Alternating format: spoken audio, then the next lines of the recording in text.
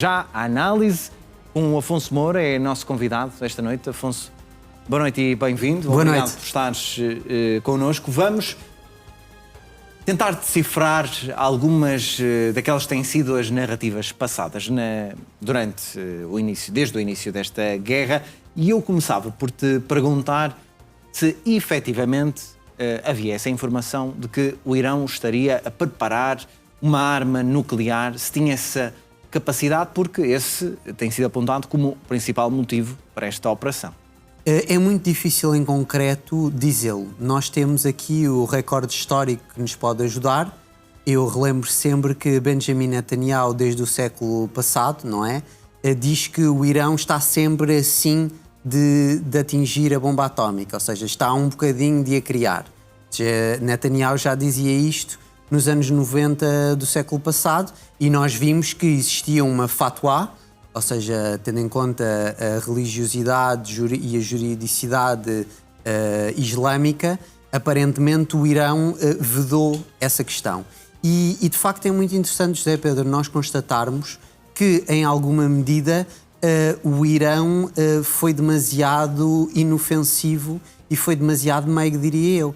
Porque se nós tivéssemos tido uma ala que acreditasse menos nas relações internacionais, menos no direito internacional, o Irão provavelmente teria, de facto, ao longo destas décadas, construído uma bomba atómica e o seu território estava santuarizado e nós não víamos agora este ataque. É muito interessante nós percebermos isso, em que os iranianos, em alguma medida, comportaram-se demasiado bem e nós vemos isso, nós não precisamos de recuar tanto, podemos recuar, e há bocado estávamos a ver as imagens, quando Qasem Soleimani foi morto, um general iraniano importantíssimo durante o primeiro mandato de Donald Trump. Eu já o referi várias vezes, essa morte foi decidida aqui em Lisboa, quando Netanyahu encontrou na altura o secretário de Estado norte-americano Mike Pompeo. Em última instância, Israel depois sentiu-se numa posição de não poder desferir esse ataque e acabou por passar informação aos Estados Unidos da América, e isto foi vendido a Trump de uma forma que ele seria um herói porque Soleimani tinha sangue norte-americano nas mãos. E nós temos que de facto perceber isto tudo, porque é assim, nessa altura, se o Irão de facto quisesse começar um ataque para Israel, estava muito mais solidificado. Porquê? Porque o Hamas estava mais forte, porque o próprio Hezbollah estava mais forte, porque o Irão, ao atacar primeiro, poderia, e há alguns anos atrás, poderia de facto criar mais danos a Israel. Temos sempre que nos recordar aqui que Israel é um Estado extremamente pequeno se comparado com o Irão, mas o Irão não o fez. Ou seja, o Irão sempre manteve uma postura que foi uma postura de diálogo. E nós vemos que, passados estes anos todos, acabou por não surtir efeito, porque o Irão vê-se agora numa posição crítica, atacado por Israel e pelos Estados Unidos. Mas, apesar de tudo, o Irão tinha aquelas que chamamos como... as proxies. Aquilo que chamamos como locais onde estavam a ser armazenados componentes para o fabrico de armas nucleares. Isso é factual, que existia. Absolutamente. Ou seja, pode haver a interpretação por parte dos Estados Unidos, por parte de Israel, que para haver esse material há uma intenção. Sim, sem dúvida que nós podemos tirar essa ilação.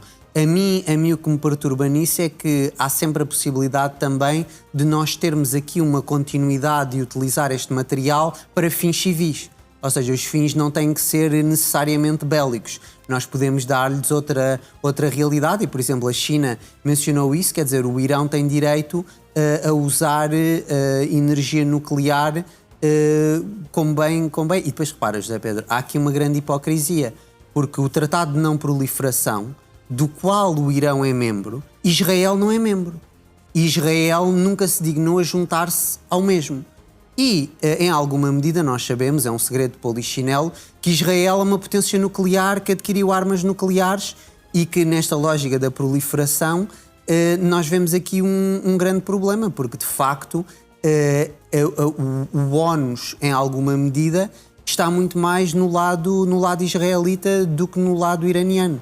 Ou seja, nós aqui temos que ser factuais e, quer dizer, nós podemos sempre dizer o Irão está quase. Nós ouvimos isso em 2010, ouvimos isso em 2020, ouvimos isso em 2000. Ou seja, o Irão estava sempre à beira de criar uma bomba nuclear. Verdade é que não a criou.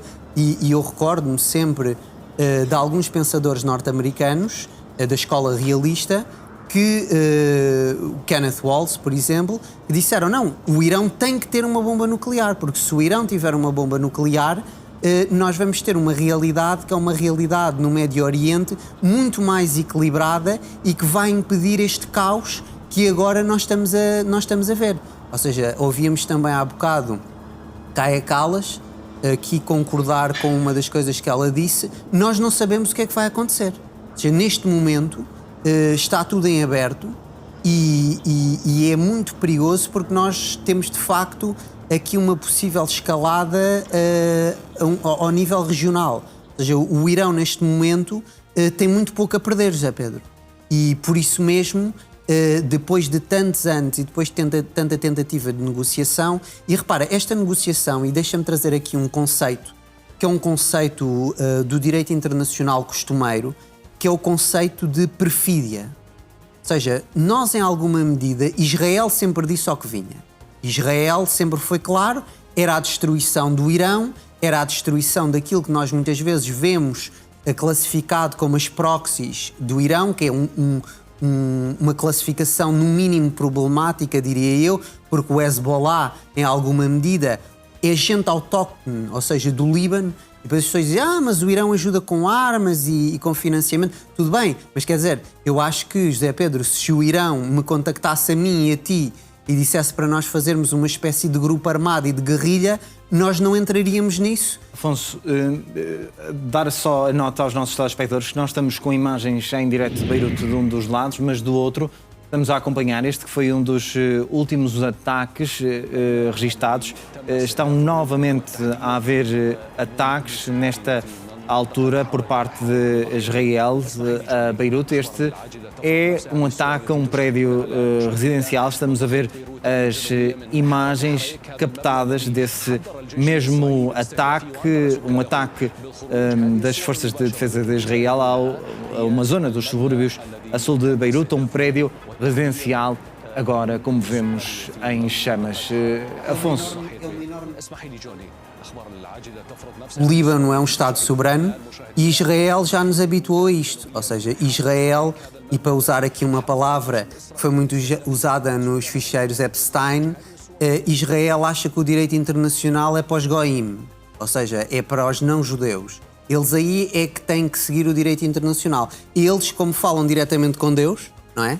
Que eles chamam Yahvé, têm uma espécie de curto-circuito que os permite não cumprir o direito internacional. O direito internacional é para os outros. E aqui também de realçar que os israelitas ficaram surpreendidos com a resposta que estão a ter do Hezbollah. E mais uma vez, repara, José Pedro, eu disse-o na altura, quando houve aquele cessar-fogo ali a partir de 2024 entre Israel e o Hezbollah, nós entramos aqui num problema enorme à luz do direito internacional positivo existente. Porquê? Porque os verdadeiros atores do direito internacional, no sentido clássico, são os Estados soberanos. Ora, Israel é um Estado soberano, o Hezbollah não. O Hezbollah é uma organização, uma força paramilitar, uma força de resistência. Os seus opositores dizem que é uma força terrorista. Seja o que for, Hezbollah não é um Estado soberano. E por isso mesmo, em alguma medida, nós temos aqui um desequilíbrio enorme. Quer dizer, Israel sente-se à vontade há muitos anos, há décadas, para bombardear o Líbano, um vizinho seu, para bombardear a Síria. Naquele acordo de 2024, em que as tropas israelitas eram supostos sair do território do Líbano, não fizeram. Partes delas continuaram dentro desse território e agora estão a utilizar essas posições para atacar e para fazer ofensivas, mesmo que sejam ofensivas não de grande magnitude, dentro deste território. E depois relembrarmos também aqui que Israel não está face a um Estado, mais uma vez. Ou seja, e o Estado libanês em grande medida, ataca também o Hezbollah, porque o Hezbollah era suposto ser desarmado e tudo mais. Mas não é preciso, muitos cidadãos daqueles Estados, José Pedro, não é preciso eles concordarem em tudo com o Hezbollah para perceberem que, em alguma medida, é o Hezbollah que os defende. Porque o próprio Estado, o Presidente, o Primeiro-Ministro, tenta sempre arranjar uma desculpa para não os defender. E aqui temos que voltar sempre ao início da questão. O início da questão é a Palestina. E quem não perceber isto, não consegue perceber nada. E por isso mesmo, nós temos que, uma vez por todas, perceber que quem não percebe história não pode perceber política. Porque quando Israel foi criado em 1948, nós não tínhamos este regime no Irão. Tínhamos um regime bem diferente, mas já a partir daí, de 48 do século passado, nós tivemos aquilo que os árabes chamam a Nakba, que às vezes é traduzido como a desgraça, a catástrofe, que foram os israelitas nesse território que muitos disseram bem. Isto é um povo sem terra para uma terra sem povo. Falso. Havia lá um povo palestiniano, um povo semita, um povo que esteve lá durante séculos. Aliás, onde, na altura, por exemplo, do Império Otomano, ainda no início do século passado, judeus, cristãos e maometanos conviviam de uma forma normal e, de facto, nós temos que perceber isso. Ou seja, e neste momento, enquanto nós estamos a falar, José Pedro, Israel continua a fazer uma colonização de um Estado vizinho, que é o Estado da Palestina, que, por exemplo, Portugal reconheceu não há muito tempo, também França o fez, também o Reino Unido o fez, e se nós nos esquecermos desta questão, nós não podemos perceber porque é que o Irão age como age e porque é que o Hezbollah age como age. Ou seja, nós temos que retroceder e perceber as coisas cronologicamente. Se nós não percebermos a cronologia, ou seja, se nós chegarmos aqui e saltarmos logo, por exemplo, para o século XXI ou mesmo para 2026, nós ficamos um bocado a nadar numa piscina, mas não percebemos os contornos da piscina.